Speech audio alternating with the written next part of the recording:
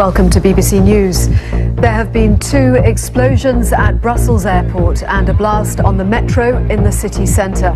Police confirm at least 13 people have been killed in the Belgian capital and 35 injured. There was a huge explosion which shattered all the glass from the front of the airport. Belgian media say suicide attackers are responsible for the explosions. Brussels is now on its highest level of terror alert. The city is in lockdown.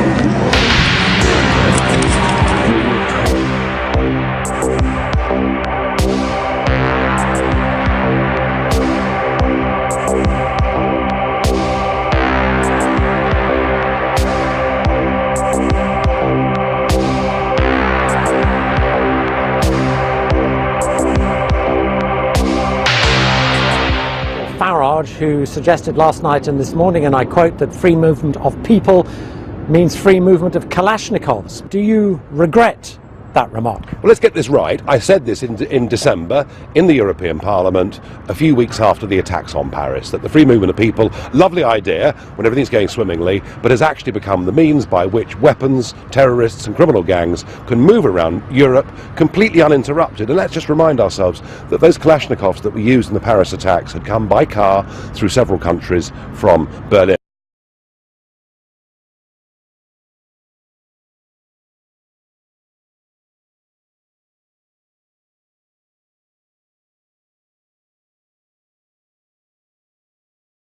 And the hunt is still on for the brother of one of them, Brussels-born Salah Abdeslam.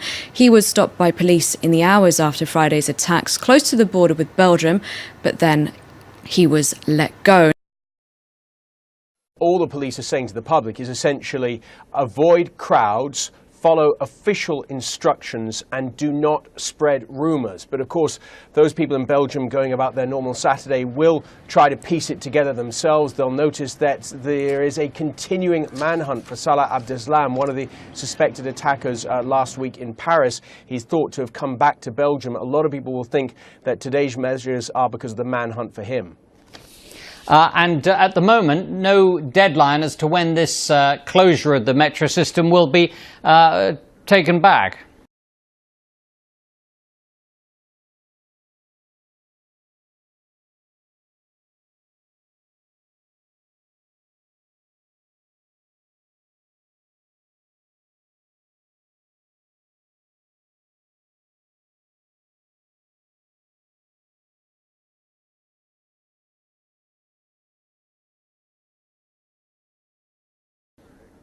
From what we understand, it's a measure which stands for today only and will be reassessed or even lifted tomorrow. So I think it's very clear that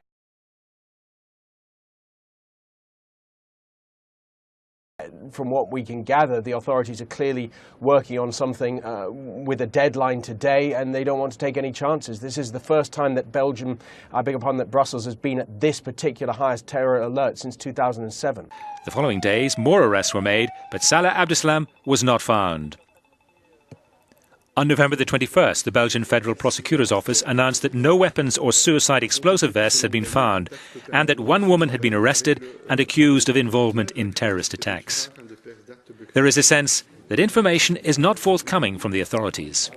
No, the question was why did we go to the level of threat of 4, and then the Prime Minister said there is indications that people with arms and explosions are in the region of Brussels, but we don't give any more details because there are a lot of investigations going on.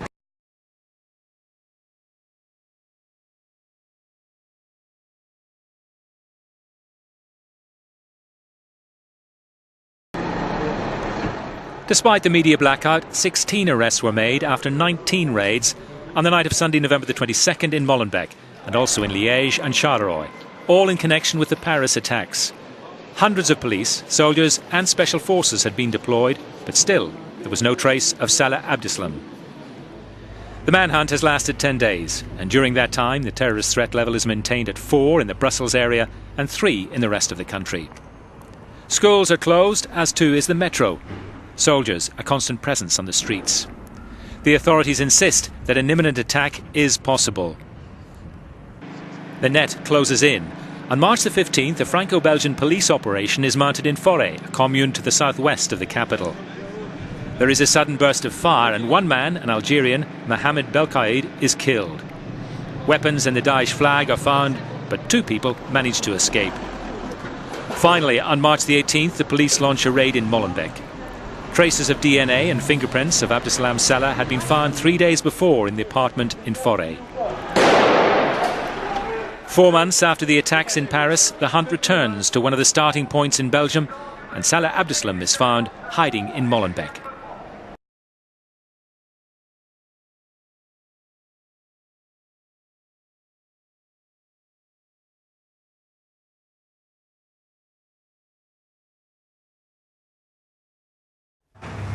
It took 2 days of intense talks between 28 world leaders. There were disagreements, delays, and very little sleep. At the end, David Cameron emerged, clutching a deal he said secured special status for the UK in the EU and paved the way for the first vote in 40 years on whether the UK should remain a member. The question that matters for me as Prime Minister is what is best for my country. How as a country are we stronger, safer, better off? The British people must now decide whether to stay in this reformed European Union or to leave.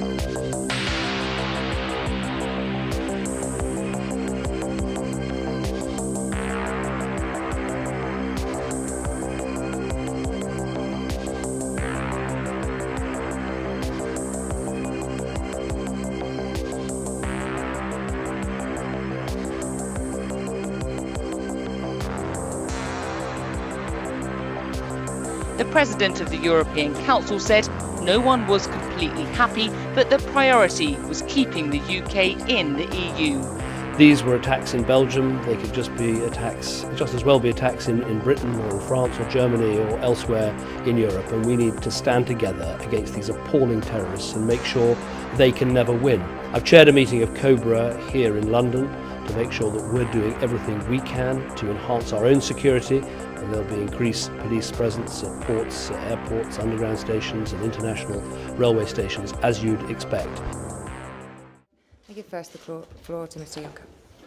Yes, ladies and gentlemen, it's my pleasure to welcome the Secretary General of NATO in this House. It was, like always, an excellent meeting. Our meetings are always excellent, be it by phone or physically. That a stronger European Union means a stronger NATO, and a stronger NATO means a stronger European Union. And so we are working hand in hand, mano in mano. Thank you. Thank you so much, and good afternoon, and President Juncker, Jean-Claude, it's great to see you again. And as you just said, we had an excellent meeting, and we also have an excellent cooperation, you and I, and we are also now in the process of developing a better and more close cooperation between NATO and the European Union.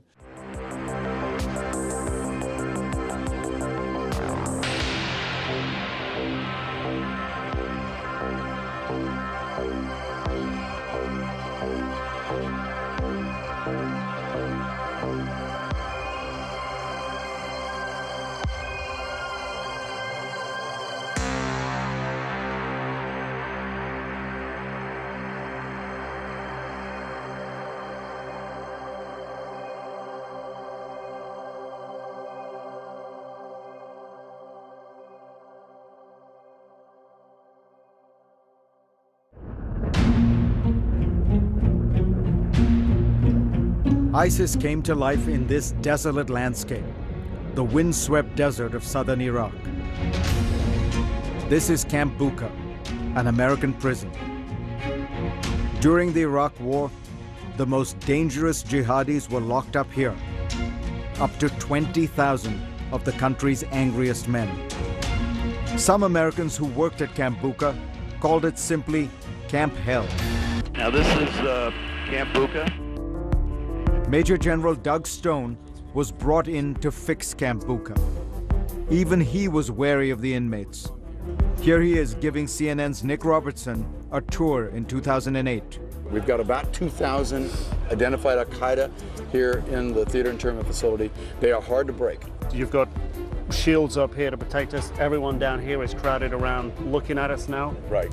But this is not a place that you want to hang around. So we really don't want to stand here that much longer because they will now organize around us.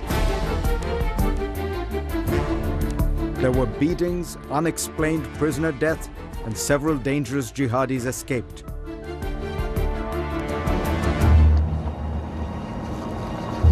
Into this cauldron, one day in early 2004, a new man arrived.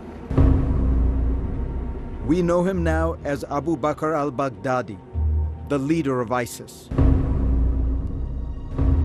And yes, he was in American custody during the Iraq War.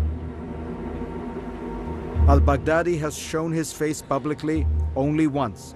Assalamu alaikum. Last year, when he gave a sermon to his followers.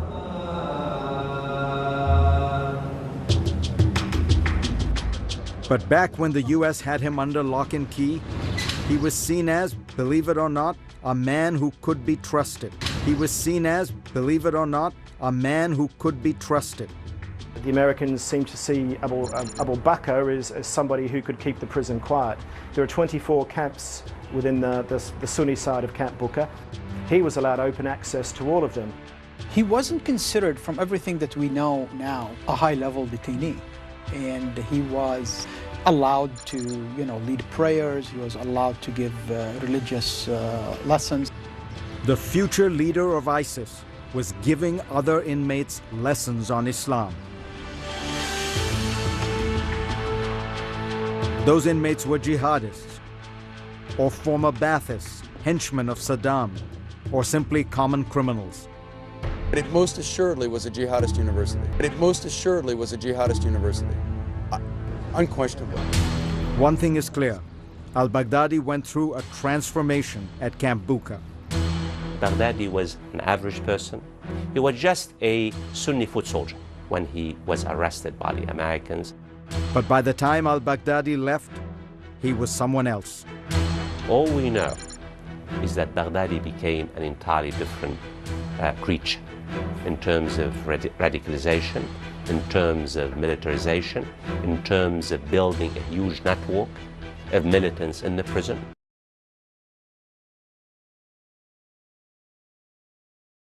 At Camp Bucca, al-Baghdadi networked with hundreds of jihadis, at least some of whom would later join ISIS. And then he was set free. The future leader of ISIS was recommended for unconditional release by a military review board in December 2004. They did not consider him a threat.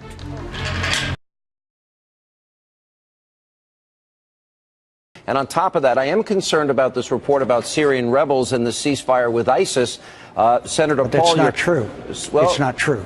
It's you want not me to read true. From whether I don't care about the report. I know these people intimately. We talk to them all the time. Has Rand Paul ever been to Syria? Has he ever met with ISIS? Has he ever met with any of these people? No. We're going to have a fight. I don't want to get in a fight with him at all. Yeah. But it's not true. I know these people. I'm in contact with them all the time.